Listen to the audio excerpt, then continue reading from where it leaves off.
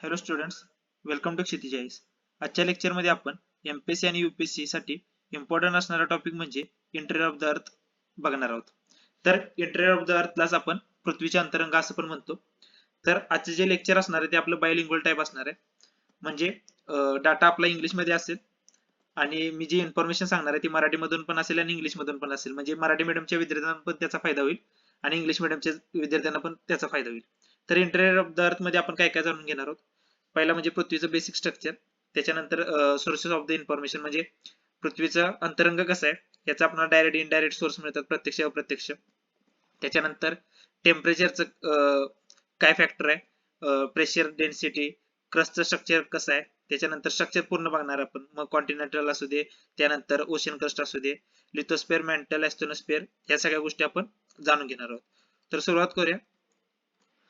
सुरुवात करण्या अगोदर पहिला म्हणजे स्टेटमेंट दिले, अर्थ इज द मोनोलिथ. ठीक आहे, पृथ्वी आपली कशी आहे, मोनोलिथ आहे. आता मोनोलिथ म्हणजे काय, एकाच खडकापासून न बनलेला भाग असतो. ठीक आहे, मोनोलिथ कशाला म्हटलं जातं, एकाच खडकापासून किंवा एकसारखा लेअर असलं तर त्याला आपण मोनोलिथ म्हणतो. अर्थ आपली मोनोलिथ नाही. ठीक आहे, तर ही वेगवेगळ्या रॉक्सच्या आणि मिनरलच्या लेअर पासून बनलेले आहे. ठीक आहे, तर पृथ्वीचा खालचा भाग बघण्यासाठी अगोदर आपल्याला पृथ्वीचे 3 बेसिक लेयर्स माहित पाहिजेत. जो एअर वाला पृथ्वीचा पार्ट आहे त्याला आपण ऍटमॉस्फिअर म्हणतो. ऍटमॉस्फिअर झालं. त्याच्यानंतर जो वॉटर वाला पार्ट आहे त्याला आपण हायड्रोस्फिअर म्हणतो. आणि जो लँड वाला, ठीक आहे, लँड वाला पार्ट आहे त्याला आपण लिथोस्फिअर म्हणतो. आणि या तिघांचा मिळून एक तयार होतो, तो म्हणजे बायोस्फिअर. ठीक आहे, आता आपल्याला ह्याचं मराठीतलं पण कन्वर्जन माहित पाहिजे की जो हवेचा भाग आहे त्याला आपण ऍटमॉस्फिअर म्हणजे आपण त्याला वातावरण म्हणतो. जो पाण्याचा भाग आहे त्याला आपण जलावरण म्हणतो आणि जो जमिनीचा भाग आहे तो त्याला आपण शिलावरण म्हणतो. ठीक आहे, आणि ह्या सगळ्याचे मिळून आपल्याला शेवटला बायोस्फिअर मिळतो, म्हणजे जीवावरण मिळतं. ठीक आहे, आता यातला लिथोस्फिअर खालचा भाग बघायचा आपल्याला. पहिल्यांदा, in absence of the direct evidences the changes in the temperature, pressure, density in the depth can be estimated from the velocity of earthquake waves. ठीक आहे, हे फॅक्टर आपण जाणून घेणार आहे की पृथ्वीचा आपल्याला अंतरंगाची माहिती कशी मिळून जाते. त्याच्यानंतर खाली एक फॅक्ट आहे की सगळ्यात जगातला आपल्याला सगळ्यात जुना खडक कुठे मिळालाय, तर त्याचं नाव आहे ऍकस्टा निस. ठीक आहे, याचं मराठीमध्ये पण सेम तेच आहे, नाव तेच आहे, ऍकस्टा निस. तो आपल्याला नॉर्थ वेस्ट कॅनडामध्ये मिळाला. त्याचं जर आयुर्मान बघितलं तर 3.96 बिलियन इयर्स पूर्वीचा.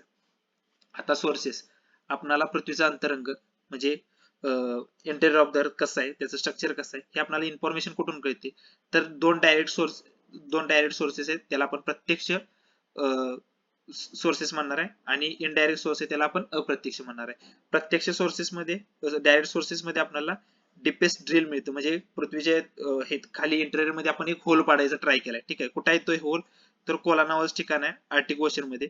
त्याची डेप्थ बघितली तर 12 किलोमीटरच्या आसपास आहे. ठीक आहे, त्याच्यानंतर व्होल्कॅनिक इरप्शन्स हा पण डायरेक्ट सोर्स आहे.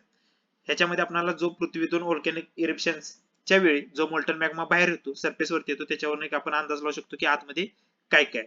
ठीक आहे, तर हे दोन डायरेक्ट सोर्सेस झाले ज्याच्यावरून आपण डायरेक्ट माहिती. आता तुम्हाला डायरेक्ट एक सिंपल प्रश्न येईल, which of the following are the indirect sources of the evidences of the earth interior. ठीक आहे, मग तुम्हाला विचारतील की अर्थच्या इंटेरियरची माहिती देण्यासाठी कोणते इनडायरेक्ट सोर्सेस आहेत. ठीक आहे, मग याच्यामधलं आपल्याला volcanic eruption, mining activities, meteor, gravitational force, seismic activities यासारखे ऑप्शन असतील आपल्याला जमलं पाहिजे. आता इनडायरेक्ट ऍक्टिव्हिटीज बघूया. इनडायरेक्ट ऍक्टिव्हिटीज म्हणजे पहिला येतो आपल्याला मायनिंग ऍक्टिव्हिटी. ठीक आहे, तर reveals the increase in the temperature and the pressure with the increase in depth. आता 3 गोष्टी लक्षात ठेवायचं, पृथ्वीपासून जसं आपण खाली जाऊ 3 गोष्टी कायम वाढत जाते. ते म्हणजे टेम्परेचर कायम वाढत जातं, त्याच्यानंतर प्रेशर वाढत जातं आणि डेन्सिटी वाढत जाते. ठीक आहे, आता डेन्सिटीचं ऑब्व्हियसली आपल्याला कारण माहित पाहिजे. डेन्सिटी वजन जास्त आहे म्हणूनच तो पूर्णपणे खाली. ठीक आहे, डेन्सिटी जास्त जाते जसं पृथ्वीच्या आपण केंद्रकाकडे जाऊ, सेंटरकडे जाऊ, तसं टेम्परेचर वाढत जाणार आहे, प्रेशर वाढत जाणार आहे आणि डेन्सिटी वाढत जाणार आहे. हे स्टेटमेंट तुम्हाला सहज 3 स्टेटमेंट देतील, एखादं कमी होतं एखादं जास्त होतं असं देतील आणि तुम्हाला सांगावं लागेल. त्यानंतर मेटेओर्स. ठीक आहे, मेटेओर्स म्हणजे काय, बाहेरून एखादा स्पेस मधून एखादा हेव्हनली बॉडी जी पृथ्वीवर येऊन धडकते किंवा पडते. ठीक आहे, त्याला आपण मेटेओर्स म्हणणार आहे. आता हा पृथ्वीचा भाग नाही. ठीक आहे, हा बाहेरून येतो. मग आपण कसं मेटेओर्सचं आणि पृथ्वीच्या अंतर्गत भागाचं डिस्कशन एकत्र करू शकतो. तर आपल्याला सोर्स ऑफ इन्फॉर्मेशन मध्ये आपल्याला कळू शकतं की पृथ्वी पण आणि त्या मॅटरचं पण बनण्याची प्रक्रिया एकच आहे. आपण काय करू शकतो की त्या मॅटरला फोडून त्याच्या आतमध्ये कसं लेअर आहे काय आहे, ह्याच्यावरून आपण पृथ्वीच्या आतमध्ये काय असू शकतं हा आपण अंदाज लावू शकतो. त्यानंतर ग्रॅव्हिटेशनल फोर्स, ठीक आहे. आता ग्रॅव्हिटेशनल फोर्स पृथ्वीवरती सगळीकडे नाही, ठीक आहे. डिफरंट लॅटिट्यूड, ठीक आहे. प्रत्येक अक्षवृत्तासाठी ग्रॅव्हिटेशनल फोर्स, गुरुत्वाकर्षण शक्ती बल वेगवेगळं आहे, ठीक आहे. तर ते जास्त कुठे आहे? Greater near the pole, pole पाशी जास्त आहे आणि लेस ऍट द इक्वेटर. आता हे का आपल्याला माहित पाहिजे की पृथ्वी आपली पूर्णपणे स्पेरिकल नाही, ठीक आहे. ती थोडीशी इक्वेटरला काय अशी बल्ज आउट आहे, ठीक आहे. त्यामुळे काय होणार आहे, इथं सेंटर पकडलं तर हा भाग काय आहे पोलचा, हा नॉर्थ पोल झाला, हा साऊथ पोल झाला. जो पोलचा भाग आहे तो जवळ आहे ऍज कम्पेअर टू इक्वेटरचा, ठीक आहे. या साईडला आपल्याला इक्वेटर इक्वेटर पाहायला मिळतं, ठीक आहे. आता जेवढं अंतर जवळ आहे तेवढा फोर्स कसा असणार आहे, तिथं ग्रॅव्हिटेशनल फोर्स जास्त असणार आहे equator as compare to equator. आता इथं सांगितलं आपल्याला distance of the centre to the equator हे जास्त आहे, distance of the centre to the pole, ठीक आहे. म्हणजे पोलचं अंतर सेंटर पासून हे जवळ आहे आणि इक्वेटरचं लांब आहे. त्यानंतर सिस्मिक ऍक्टिव्हिटीज. आता सिस्मिक ऍक्टिव्हिटीसाठी महत्वाचं आहे most important source of the information, ह्याच्यावरच आपल्याला खऱ्या अर्थानं माहिती मिळालं. आता सिस्मिक ऍक्टिव्हिटीसाठी आपण अर्थक्वेक डिस्कस करणार होतो, पण त्याच्या अगोदर मी तुम्हाला आपण नंतर डिस्कस करणार आहोत, पण बेसिक ही इन्फॉर्मेशन क्लिअर होण्यासाठी सांगतो. आता सिस्मिक ऍक्टिव्हिटीज मध्ये आपल्याला दोन वेव्हज महत्वाचे आहेत, ठीक आहे. एक असते आपल्याला प्रायमरी वेव्ह, ठीक आहे. त्यानंतर ज्याला आपण प्राथमिक लहरी म्हणतो, ठीक आहे. मी इथे शॉर्ट फॉर्म मध्ये टाकतो. प्राथमिक लहरी या भूकंपाच्या रिलेटेड असतात. त्यानंतर दुसरे आपल्याला मिळणार आहेत सेकंडरी वेव्ह, ठीक आहे. सेकंडरी वेव्ह, ठीक आहे. याला आपण मला वाटते द्वितीयक लहरी असं काहीतरी म्हणतात, ठीक आहे. आता ह्या प्रायमरी वेव्हचं वैशिष्ट्य काय असतं माहितीये का? प्रायमरी वेव्हचं वैशिष्ट्य असं आहे ते सॉलिड ह्या दोन्ही मधून ट्रॅव्हल करू शकतात. सॉलिड आणि लिक्विड दोन्ही मधून ट्रॅव्हल करतात. ज्या प्राथमिक लहरी आहेत त्या स्थायी रूपातून असू दे किंवा द्रव रूपातून असू दे, या दोन्ही पण मधून ट्रॅव्हल करू शकतात. पण ज्या सेकंडरी वेव्हज आहेत, ठीक आहे, त्या सेकंडरी वेव्हज फक्त आणि फक्त सॉलिड मधून ट्रॅव्हल करू शकतात. आता काय जेव्हा सिस्मिक वेव्हज येतात तेव्हा आपण सगळीकडे चेक करत राहतो, म्हणजे भूकंप लहरी येतात त्या चेक करत राहतो. तेव्हा आपल्याला असं जाणवलं की काय काय ठिकाणी सेकंडरी वेव्हज पोहोचत नाहीत म्हणजे काय, तिथं कोणतं मीडियम असणार आहे, लिक्विड मीडियम असणार आहे ज्याच्या थ्रू जात नाहीत. मग आपल्याला एक अंदाज लागला. आता मी पुढे आपण बघणार आहे तरी पण तुम्हाला सांगून ठेवतो की पृथ्वीचं आपलं इंटेरियरचं स्ट्रक्चर आपण असं काढलं, ठीक आहे. आता वरती आपल्याला क्रस्ट असणार आहे, नंतर मेंटल असणार आहे, नंतर इथं असणार आहे आउटर कोर असणार आहे, ठीक आहे. आउटर कोर असणार आहे आणि इथं असणार आहे इनर कोर असणार आहे, ठीक आहे. त्याला आपण म्हणतो बाह्य गाभा आणि अंतर्गत गाभा.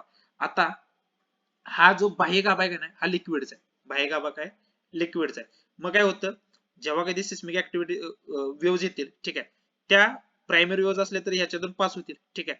म्हणजे इकडून गेल्या तरी इकडून पास होतील. पण ज्या सेकंडरी वेव्हज असतील त्या कधीही पास होणार नाहीत. हे आपण डीपली बघणार आहे कशामध्ये, तर अर्थक्वेक मध्ये बघणार आहे, ठीक आहे. तर हे झालं सोर्सेस, ठीक आहे. आता आपण काय काय बघितलं की पृथ्वी एक मोनोलिथ आहे, सॉरी मोनोलिथ नाही, म्हणजे एकाच खडकापासून बनलेला आहे. त्याच्यामध्ये वेगवेगळे खडकाचे प्रकार असते, खडकापासून किंवा मिनरलचे लेयर्स आहेत, आपल्याला हे माहिती आहे. त्यानंतर पृथ्वीची रेडियस म्हणजे त्याची काय म्हणतो आपण, रेडियस किती आहे तर 6378 किलोमीटर आहे. त्याच्यानंतर प्रेशर बिशर ह्याच्यावरून आपण अंदाज लावू शकतो की पृथ्वीतलं आतलं इंटेरियर कसं आहे, ठीक आहे. सगळ्यात जुना खडक कोणता आहे आपल्याला, अकास्टियन निस्ट आपल्याला नॉर्थ वेस्ट कॅनडामध्ये आपल्याला मिळालं. त्यानंतर आपण सोर्सेस बघितले, सोर्स ऑफ इन्फॉर्मेशनचे आपण सोर्सेस कोणते कोणते, तर डायरेक्ट आणि इनडायरेक्ट असून दोन कॅटेगरी आहेत. डायरेक्ट मध्ये आपण ड्रिल एक खोल होल पाडले, कुठे आहे ते कोलामध्ये, व्होल्कॅनिक इरप्शन हे डायरेक्ट मधले येतं. इनडायरेक्ट मध्ये mining activities, Meteor, gravitational force आणि सिस्मिक ऍक्टिव्हिटीज, ठीक आहे. एवढं क्लिअर असेल मला वाटतं. आता टेम्परेचरचा काय इम्पॅक्ट होतो ते आपण बघायचं आहे आतमध्ये. तर पहिला म्हणजे every 32 metre of the descent down from the surface temperature goes on increasing at the rate of the 1 degree Celsius, ठीक आहे. जसं आपण पृथ्वीच्या खाली जाऊ तसं मी मागे सांगितलं की तुम्हाला टेम्परेचर असू दे, प्रेशर असू दे किंवा डेन्सिटी असू दे, जसं खाली जाईल तसं हे इन्क्रीजेस होणार आहे, ठीक आहे. आता तर 32 मीटरला स्टार्टला 32 मीटर खाली गेलो तर 1 डिग्री टेम्परेचर आपलं वाढत असते, ठीक आहे. त्यानंतर 48 किलोमीटर डेप्थला किती असते, तर जवळपास 1200 ते 2000 डिग्री सेल्सिअस एवढं टेम्परेचर असते, ठीक आहे. आता पूर्णपणे कोरला गाभ्यामध्ये केंद्रकामध्ये किती असते तर 6726 डिग्री सेल्सिअस असते. रॉक्स अँड मिनरल्स मेल्ट्स, ठीक आहे. सगळे जास्तीत जास्त रॉक्स अँड मिनरल्स असतील ते कुठं, ह्या टेम्परेचरला वितळूनच जाणार आहे, ठीक आहे. मग ह्याच्यातूनच व्होल्कॅनिक इरप्शन जेव्हा कधी होईल तेव्हा आपल्याला लिक्विड बाहेर आलेलं पाहायला मिळतं, वितळून गेलेलं. त्यामुळे आता upper layers radio active minerals like the uranium, thorium important source of the heat आहे, ठीक आहे. आता हिटचं मेन सोर्स काय अप्पर लेअर मध्ये, तर युरेनियम असू दे थोरियम असू दे हे रेडिओ मिनरल्स आहेत, त्याच्यामुळे आतमध्ये टेम्परेचर जास्त आहे. त्यानंतर काय होतं ते आपल्याला बघायचं आहे. Sharp decrease at the greater depth due to the less quantity of the radio materials. आता तुम्ही बघितलं तर स्टार्टला आपल्याला हा ग्राफ असा दिसतोय, ठीक आहे. स्टार्टला आपल्याला टेम्परेचर लगेच फास्ट फास्ट कमी पाहायला मिळते, कमी होत्याला पाहायला मिळते, पण नंतर नाही फास्ट व्हायचं, ठीक आहे. म्हणजे तुम्हाला ग्राफ कळत असेल तर तुम्हाला कळेल की एवढं अंतर वाढले म्हणजे एवढं टेम्परेचर वाढत गेले, ठीक आहे. नंतर हळूहळू अंतर काय झाले, खाली अंतर जास्त वाढले, पण हा पण पल्ला एवढाच घातलाय. म्हणजे जसं खाली जाऊ तस तसं डिक्रीज म्हणजे टेम्परेचर जास्त स्पीडनं वाढत नाही, ठीक आहे. स्टार्टला जास्त स्पीडनं वाढते, खाली गेल्यानंतर जास्त फरक पडत नाही एवढा, ठीक आहे. आता असं का, कारण का ह्याच्यामध्ये वरती आपल्याला रेडिओ ऍक्टिव्ह एलिमेंट्स जास्त पाहायला मिळते, ज्याच्यामुळे टेम्परेचर जास्त जास्त फरक जास्त पडत जातो. खाली एवढा जास्त फरक पडत नाही, कारण का रेडिओ ऍक्टिव्ह एलिमेंट्स तेवढे जास्त नाहीत, ठीक आहे. आता तर टेम्परेचर मध्ये एवढंच लक्षात ठेवायचं की 32 मीटर आपण खाली गेलो की 1 डिग्री सेल्सिअस वाढतोय. 48 किलोमीटरच्या डेप्थला आपल्याला 1200 ते 2000 टेम्परेचर असते. त्याच्यामध्ये जवळपास सगळे रॉक्स मिनरल्स मेल्ट होऊन जातात, त्यामुळे व्होल्कॅनिक ऍक्टिव्हिटीचा लावाचा जो सोर्स आहे तो आपल्याला इथंच पाहायला मिळतो. त्यानंतर वरच्या लेअर मध्ये जास्त टेम्परेचर असण्याचं कारण काय, तर युरेनियम आणि थोरियम यासारखे जे रेडिओ एलिमेंट्स आहेत, मिनरल्स आहेत, ते वरती जास्त आहेत. खाली जसं जाईल तसं त्यांची संख्या कमी आहे, त्यामुळे आपल्याला टेम्परेचर मध्ये शार्प डिक्लाइन पाहायला मिळत नाही. पुढचा येतो प्रेशर, ठीक आहे. प्रेशर ऍट द सेंटर किती आहे तर 3.5 मिलियन ऍटमॉस्फिअर, ठीक आहे. आता इथे दिलंय 1 ऍटमॉस्फिअर युनिट म्हणजे काय, ठीक आहे. Such as the high pressure powerful influence on the temperature and physical state of the earth, ठीक आहे. म्हणजे एवढंच लक्षात ठेवा, खाली जाईल तसं प्रेशर वाढणार आहे. प्रेशर सेंटरला किती तर 3.5 मिलियन ऍटमॉस्फिअर आहे, युनिट आहे ऍटमॉस्फिअर. त्यानंतर डेन्सिटी, ठीक आहे. ऍव्हरेज अर्थची डेन्सिटी किती आहे तर 5.5 ग्रॅम सेंटीमीटर क्यूब, ठीक आहे. एवढे. आता सगळीकडे डेन्सिटी एकसारखी आहे का, नाही, प्रत्येक ठिकाणी डेन्सिटी वेगवेगळी आहे. म्हणजे काय, कॉन्टिनेंट वरती आपल्याला समजा रॉकची बघायची, कॉन्टिनेंटल रॉक बघितले, ठीक आहे. कॉन्टिनेंटल रॉकची डेन्सिटी बघितली तर 2.79 इथे, ठीक आहे. इथे दिलंय सरफेस लेअरची किती आहे 2.7 आहे, ठीक आहे. त्यानंतर आपल्याला ओशन फ्लोअर, ठीक आहे. ओशन फ्लोअरची पण आपल्याला डेन्सिटी माहित पाहिजे. ओशन फ्लोअरची डेन्सिटी 3 आहे, ठीक आहे. त्यानंतर पुढचे अर्थ कोरची आपण सांगितले की ती जवळपास 13 आहे, ठीक आहे. आता ह्याला युनिट सगळ्याला एकच आहे, ह्याला ग्रॅम पर सेंटीमीटर क्यूब आहे, ह्याला पण 3 ग्रॅम पर सेंटीमीटर क्यूब आहे, आणि ह्याला पण जे कोरच आहे म्हणजे सेंटरच आहे, ठीक आहे. मी इथं कोरच टाकतो. कोरचं म्हणजे केंद्रकाचं जे किती आहे तर 13 ग्रॅम पर सेंटीमीटर क्यूब, एवढं आपल्याला कोरचं पाहायला मिळते, ठीक आहे. तर ऍव्हरेज लक्षात ठेवा. बाकी जर एक्स्ट्रा इन्फॉर्मेशन लक्षात राहत असेल तर कॉन्टिनेंटल म्हणजे वरच्या सरफेसचं, त्यानंतर ओशन फ्लोअर आणि कोरचं, ठीक आहे. कॉन्टिनेंटलचं 2.79, ओशन फ्लोअरचं 3 आणि कोरचं 39. म्हणजे जसं खाली जाईल कोरचं 13, जसं खाली जाईल तसं डेन्सिटी वाढत जाते. ऍव्हरेज किती आहे, ऍव्हरेज महत्वाचं लक्षात ठेवा 5.5. ऍव्हरेज जरी लक्षात ठेवलं तरी बस आहे. त्यानंतर इथं सांगितलं तुम्हाला. त्यानंतर कोर मध्ये मटेरियल कोणतं असते हे आपण पुढे पण बघणार आहे, तरी पण तुम्हाला सांगतो. हेवियर मटेरियल आहे, ठीक आहे. जसं की निफे आपण बघणार आहे, कोर मध्ये निफे असतो म्हणजे निकेल आणि आयर्न असतो. त्यानंतर इंटरमिडिएट लेअरला जवळपास 4.3 एवढा आपल्याला डेन्सिटी पाहायला मिळते. ह्याच्यामध्ये मटेरियल जे असते ते सायम असते, त्याला आपण सिलिकॉन आणि मॅग्नेशियम म्हणतो. आता खऱ्या अर्थानं आपण स्ट्रक्चर बघणार आहे, ठीक आहे. आता क्रस्ट, पृथ्वीचा सगळ्यात, इथं इमेज मध्ये तुम्ही बघू शकता ह्या साईडला, इथं क्रस्ट सगळ्यात वरचा भाग आहे, इथं पण आपल्याला क्रस्ट सगळ्यात वरचा भाग आहे, ठीक आहे. आता एक एक बघू. Crust is the outer most layer, ठीक आहे. पृथ्वीचं जे कवच आहे, भूकवच आहे, हा सगळ्यात वरचा पार्ट आहे, ठीक आहे. आता ह्याचं जे पृथ्वीचं टोटल व्हॉल्यूम किती घेतलंय तर 0.5 to 1% हे त्याचं व्हॉल्यूम आहे, आणि त्याचं मास बघितलं तर 1% आहे. म्हणजे पृथ्वीचं जेवढं सगळं वजन आहे, ठीक आहे, त्यातला फक्त 1% वजन कोणी घेतले, ह्या आउटर मोस्ट कोरने घेतले किंवा भूकवचाने घेतले. ह्याची डेन्सिटी किती आहे तर 2.7 आहे, ठीक आहे. त्यानंतर पुढचा येतो थिकनेस ऑफ द क्रस्ट.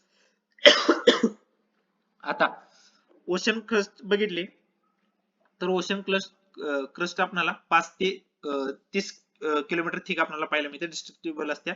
कशापासून तयार झाले तर सायमापासून तयार झाले, ठीक आहे. त्यानंतर पुढचा oceanic crust compose of the dense mafic, ठीक आहे. म्हणजे जास्त मॅफिक पासून बनलेले. पुढचा कॉन्टिनेंटल क्रस्ट, ह्याची हाईट म्हणजे थिकनेस किती आहे तर 5 ते 70 किलोमीटर आहे. कशापासून बनलाय तर सियाल पासून बनलाय, ठीक आहे. आता कॉन्टिनेंटल आणि ओशनिक, ठीक आहे, हे आपल्याला कळलं पाहिजे. हा जमिनीचा भाग आहे, ठीक आहे, आणि त्याच्यानंतर हा पाण्याचा भाग मी पकडला, ठीक आहे. हा जमिनीचा भाग आहे, हा पाण्याचा भाग आहे. त्यानंतर आपल्याला हे पूर्णपणे एक मी क्रस्ट पकडलं, ठीक आहे, हे क्रस्ट आहे. आता किती काही केलं तरी ही जो ओशन आहे, ठीक आहे, हा समुद्राचा भाग आहे आणि हा कॉन्टिनेंटचा भाग आहे, ठीक आहे. ह्याची ही रुंदी जास्तच असणार आहे, ठीक आहे, म्हणजे ह्याची उंची जास्त असणार आहे. कारण का ह्याच्यावरती अजून कुठं पर्वत आला, कुठं काय झालं, म्हणजे ही याची उंची आली, ठीक आहे. मग हे किती जाणार आहे बाबा, 5 ते 70 जाणार आहे. कशाची, कॉन्टिनेंटल क्रस्ट ची थिकनेस जास्त असण्याचं कारण काय, कारण का जमीन ही काही झालं तरी ओशन फ्लोअरच्या वरतीच असते, ठीक आहे. त्याच्यानंतर पण लँडफॉर्म जे असतील वरती ते वेगळेच, ठीक आहे. त्यामुळे ह्याची 5 ते 70 जाते आणि ओशनिक फ्लोअर ऑब्विसली कमीच असणार आहे, 5 ते 30 किलोमीटरच्या आसपास आहे. 5 ते 30 किलोमीटर ओशन. आता आपल्याला जेव्हा कधी प्रश्न येईल तेव्हा इमेज तयारच झाली पाहिजे की ओशन खाली असणार आहे, कॉन्टिनेंट वरती असणार आहे, त्या कॉन्टिनेंट वरती पण वेगवेगळे लँडफॉर्म्स असणार आहे. त्यामुळे कॉन्टिनेंटल ची थिकनेस ही जास्त असणार आहे ऍज कम्पेअर टू ओशन. आता मी तुम्हाला बेसिक प्रश्न विचारतो की ओशन क्रस्ट, ठीक आहे, ओशन क्रस्ट असणार आहे, ठीक आहे, ओशन क्रस्ट आणि आपली कॉन्टिनेंटल क्रस्ट, ठीक आहे, ह्यापैकी जास्त डेन्सिटी कोणाची असणार आहे, तर ऑब्विसली ओशन क्रस्टची जास्त असणार आहे, ठीक आहे. ओशन क्रस्टची डेन्सिटी जास्त आहे म्हणून तरी तो खाली आहे, ठीक आहे, ऍज कम्पेअर टू कॉन्टिनेंटल. आता जो कॉन्टिनेंटल क्रस्ट बनलाय तो कशापासून बनलाय, सियाल पासून बनलाय. कशापासून बनलाय, सियाल पासून. सियाल म्हणजे काय, सिलिकॉन आणि अल्युमिनियम. आणि जो ओशनिक क्रस्ट बनलाय, ओशनिक क्रस्ट कशापासून बनलाय, सायमा पासून बनलाय, ठीक आहे. सायमा पासून बनलाय म्हणजे सिलिकॉन आणि मॅग्नेशियम पासून बनलाय, ठीक आहे. ह्या साईडला बाकीच दिलंय ते की लोअर रिलेटिव्ह मॅफिक आहे, ठीक आहे. त्यानंतर खाली दिलंय की कोनार्स डिस्कंटिन्यू. डिस्कंटिन्यू एक महत्वाचा प्रश्न आहे, फॅक्टर आहे ज्याच्यामध्ये आपल्याला प्रश्न पाहायला मिळतात की वेगवेगळे डिस्कंटिन्यू, 2 लेअर सांगतील तुम्हाला आणि याच्यामधली डिस्कंटिन्युटी कोणती ते विचारतील, ठीक आहे. त्यामुळे इथं आपल्याला बघायचे की कोना discontinuity separated outer and inner crust, ठीक आहे. म्हणजे 2 क्रस्ट केलेत, क्रस्टचं पण पार्ट केले ते, ठीक आहे. त्याचं 2 आहेत. आता वरती मिळणार आहे ती आपल्याला आउटर मिळणार आहे, त्याच्यानंतर खाली मिळणार आहे ती इनर मिळणार आहे, ठीक आहे. आणि ह्या दोघांना सेपरेट करणारी जी डिस्कंटिन्युटी असते त्याला आपण म्हणतो कोनाट डिस्कंटिन्युटी. फॉर्म्युला लक्षात ठेवायचा. बघूया आपण पुढे सांगूया. त्यानंतर continent crust is composed of the lighter felsic, ठीक आहे, that is sodium, potassium, aluminium, silicate असते, ठीक आहे, ग्रॅनाइट बिनाइट यासारखे असते. त्यामुळे हे लाइटर असते वरती असते आणि बाकी ओशनिक क्रस्ट खाली असते. आता पुढचा बघायचा आपल्याला. आता लिथोस्फिअर दिलाय पूर्णपणे. लिथोस्फिअर मध्ये काय येतं, तर लिथोस्फिअर म्हणजेच आपल्याला इथे दाखवले ह्याच्यामध्ये आपल्याला क्रस्ट येते आणि upper part of the mantle, ठीक आहे. हे आता पूर्णपणे स्ट्रक्चर आहे. स्ट्रक्चर पहिला बघून घेऊ. सगळ्यात वरती क्रस्ट असणार आहे, त्याच्यानंतर तुम्हाला मॅन्टल येणार आहे, त्याच्यानंतर तुम्हाला कोर येणार आहे, ठीक आहे. हे 3 मेन भाग आहेत. त्याच्यानंतर आता ही क्रस्ट आहे. आता क्रस्ट आणि हा आता मॅन्टल आहे का नाही, मॅन्टलचे 2 भाग पडते. हे झालं अप्पर मॅन्टल, ठीक आहे, वरचं मॅन्टल. त्यानंतर हा झाला लोअर मॅन्टल, ठीक आहे, लोअर मॅन्टल. कोर पण हा आउटर कोर, एक मिनिट, कोर पण हा आउटर कोर झाला, ठीक आहे, आणि हा इनर कोर झाला, इनर कोर झाला, ठीक आहे. आता त्याच्यानंतर हा झाला अस्टेनोस्फिअर. अस्टेनोस्फिअर आपण सेपरेट बघून घेणार. आता क्रस्ट आणि अप्पर मॅन्टल, ठीक आहे, ह्या भागाला म्हणतो आपण लिथोस्फिअर. क्रस्ट आणि अप्पर मॅन्टल ह्याला आपण काय म्हणणार आहे, लिथोस्फिअर म्हणणार आहे. ह्याची थिकनेस किती आहे, तर 10 ते 200 किलोमीटर ह्याची थिकनेस आहे, ठीक आहे. हा बऱ्याच ठिकाणी ब्रेकडाऊन झालाय. वेरियस टेक्टोनिक प्लेट ऍक्टिव्हिटीज माहितीच असतात सगळ्यांना. त्यानंतर सगळ्या आउटर पार्ट ऑफ द अर्थ. त्यानंतर मॅन्टल बघायचं. मॅन्टल जवळपास 83% अर्थचं व्हॉल्यूम घेतो आणि वजन बघितलं वजनानुसार तर 67% पृथ्वीचं वजन हे मॅन्टल एकटा घेत असतो, ठीक आहे. It extended up to more discontinuity. More discontinuity म्हणजे खाली या मॅन्टल मध्ये, ठीक आहे, मॅन्टल आणि कोर ह्याच्यामध्ये इथं जी डिस्कंटिन्युटी असणार आहे, इथं वेगळा भाग करणार आहे, त्याला आपण मोर डिस्कंटिन्युटी म्हणतो. आता ऍस्ट्रोनॉस्फिअर आपल्याला महत्वाचा पार्ट बघायचा इथला, ठीक आहे, ज्याच्यावरती प्रश्न जास्त येतात. ऍस्ट्रोनो म्हणजे काय, विक, ठीक आहे. अप्पर पोर्शन ऑफ द मॅन्टलच्या वरचा भाग असतो, जवळपास त्याचं आकार बघितला, थिकनेस बघितली तर 80 ते 200 किलोमीटर असते. Highly viscous, mechanically weak and ductile, ठीक आहे. ह्याच्यामध्येच खऱ्या अर्थानं टेक्टोनिक प्लेट मुवमेंट होत असतात, ठीक आहे. म्हणजे व्होल्कॅनिक इरप्शन वगैरे सगळे या अस्टेनोस्फिअर मध्येच आपल्याला पाहायला मिळतं. आता आउटर कोर, ठीक आहे, म्हणजे आता आपण काय काय बघितलं, क्रस्ट बघितला, ठीक आहे. क्रस्ट मध्ये ओशनिक क्रस्ट आणि कॉन्टिनेंटल क्रस्ट या क्रस्ट बघितला. त्याच्यानंतर आपण मॅन्टल बघितलं. मॅन्टल मध्ये अप्पर मॅन्टल, लोअर मॅन्टल असं 2 प्रकार असते ते, ठीक आहे. फक्त वजन किती घेते, काय किती घेते, ठीक आहे. याची डेप्थ पण लक्षात ठेवा, 2900 किलोमीटर याची डेप्थ आहे. ह्याच्यामध्ये डेन्सिटी किती आहे तर 2.9 ते 3.3, ठीक आहे, एवढी मॅन्टलचे. त्यानंतर अपर लोअर बघितलं, अस्टिनोस्फिअर बघितलं. आता ह्याच्या खालचा पार्ट आपल्याला कोर बघायचा. कोर मध्ये पण दोन प्रकार पडते, ते आउटर कोर आणि इनर कोर. इथंच तुम्हाला खरा हे आहे की हा जो आउटर कोर असतो तो लिक्विडचा असतो, ठीक आहे, आणि हा सॉलिडचा असतो. मग हा लिक्विड आणि हा सॉलिड असं का? कारण का हा लिक्विड जरी असला, हा टेम्परेचर मुळे लिक्विड झाला, मग हा सॉलिड कसा काय झाला? इथं तर टेम्परेचर ह्याच्यापेक्षा जास्त आहे, पण प्रेशर पण मॅटर करतं. प्रेशर त्याच्यावरती जास्त पडल्यामुळे इनरचं जे मटेरियल आहे, ठीक आहे, जे आतल्या कोरचं किंवा अंतर्गाभा म्हणतो त्याला आपण, ठीक आहे, तो सॉलिड आहे, स्थायी रूप आहे. आता ह्याचे जर कुठून कुठं आहेत तर 2900 किलोमीटर ते 5100 किलोमीटर अर्चच्या खाली, ठीक आहे. ह्याच्यामध्ये कोणतं मटेरियल मिळतं तर निफे मिळतं. कोर मध्ये कोणतं विचारलं कोणतं मटेरियल मिळतं तर निफे मिळतं, ज्याला आपण निकेल आणि आयन म्हणतो. त्यानंतर पुढचा, it is not under enough pressure to become solid. ह्याच्यावरती जास्त प्रेशर नाही, त्यामुळे हा सॉलिड झालेला नाही, ठीक आहे. हा लिक्विड आहे, ठीक आहे. कंपोजिशन सेम आहे इनर कोर मध्ये, म्हणजे अंतर्गत गाभामध्ये, अंतर्गाभामध्ये आणि बाह्य गाभामध्ये कंपोजिशन सेम आहे. कंपोजिशन म्हणजे तिकडे निकेल आणि आयन जास्त मिळणार, इथं पण निकेल आणि आयन जास्त मिळणार, फक्त प्रेशरचा डिफरन्स आहे, त्यामुळे हे लिक्विड आहे आणि पुढचा सॉलिड आहे, ठीक आहे. याची डेन्सिटी बघितली तर 2.9 ते 12 सॉरी 9.9 ते 12.2 च्या आसपास आपल्याला पाहायला मिळते, ठीक आहे. आता the conventions in the outer core combine with the Coriolis effects to give rise magnetic field, ठीक आहे. मॅग्नेटिक फील्ड मिळण्याचं कारण पृथ्वीला काय तर आउटर कोर. त्यानंतर पुढचा इनर कोर बघायचा आहे. इनर कोरचं अंतर किती आहे तर पूर्णपणे 5100 किलोमीटर पासून पूर्णपणे सेंटर पर्यंत, ठीक आहे. याच्यामध्ये निफेस मिळतो आपल्याला 80% आयन मिळतं. हाय प्रेशर मुळे काय झाला, हा सॉलिड आहे, ठीक आहे, स्थायी रूप आहे, कारण का ह्याच्यावरती प्रेशर जास्त आहे, ठीक आहे. त्यानंतर डेन्सिटी किती आहे तर 12.6 ते 13 ग्रॅम सेंटीमीटर क्यूब एवढे, ठीक आहे.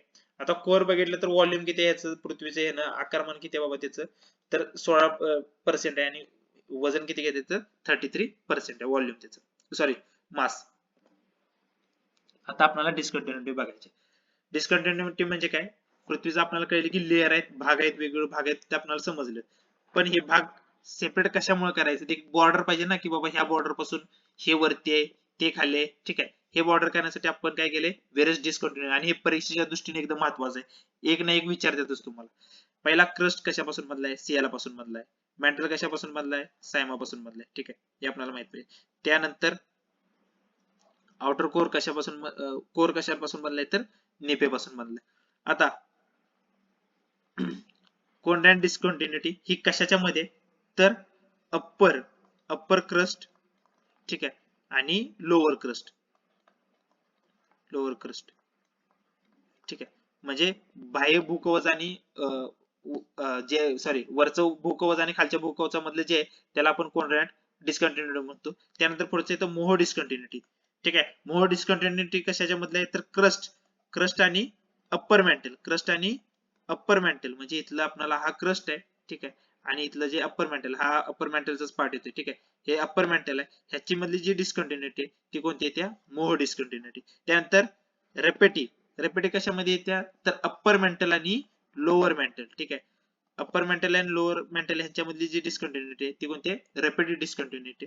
त्यानंतर लोअर मेंटल आणि आउटर कोर ह्यांच्यामध्ये ती गुटेनबर्ग आहे, ठीक आहे, आणि आउटर कोर आणि इनर कोर ह्यांच्यामध्ये ती लेमन डिस्कंटिन्युटी, ठीक आहे. आता याला साधं वाक्य लक्षात ठेवायचं, CMR GL, ठीक आहे. हा लक्षात ठेवायचं, जसं जसं खाली येईल तसं तसं आपल्याला एक कंटिन्युटी लक्षात आली पाहिजे, ठीक आहे. तर ह्या झाल्या सगळ्या कंटिन्युटी. सगळे एकदा रिवाइज करून घ्या. ह्याची जी पीपीटी आहे ही पीपीटी आहे ती ग्रुपवरती शेअर केली जाईल. तर व्हिडिओ आपण स्टॉप करूया. पुढच्या लेक्चर मध्ये आपण आज आपण अर्थचा इंटेरियर स्ट्रक्चर बघितले. पुढच्या वेळी आपण ऍटमॉस्फिअर बघू, म्हणजे ट्रोपोस्फिअर, स्ट्रॅटोस्फिअर, ठीक आहे, मेसोस्फिअर, एक्झोस्फिअर, हे सगळं पार्ट बघू. वरचं वातावरणातलं ऍटमॉस्फिअरचं पार्ट बघू, जेणेकरून त्याच्यावरती पण प्रश्न क्रिएट होते ते, आणि चांगलं आपल्याला म्हणजे आपण अशा गोष्टी कव्हर करू ज्या आपल्याला काय म्हणतात इन्व्हेस्टमेंट रेशो जास्त आहे, म्हणजे आपण कमी केलं तरी आपल्याला जास्त मार्क्स पडतील असेल, ठीक आहे. व्हिडिओ आपण इथे स्टॉप करू. व्हिडिओ आवडला असेल तर व्हिडिओला लाईक करा, आणि अशा नवनवीन व्हिडिओसाठी आपल्या शेती सायन्स या चॅनलला सबस्क्राईब करा. थँक्यू.